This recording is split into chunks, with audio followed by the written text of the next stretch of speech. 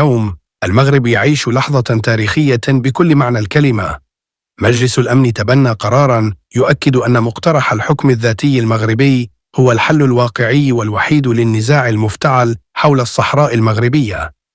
وفي خطابه التاريخي أكد الملك محمد السادس أن هذه الخطوة ليست نهاية المسار، بل بداية مرحلة جديدة من العمل والبناء، دعوة صادقة إلى الجزائر لفتح حوار أخوي يخدم مستقبل الشعوب المغاربية،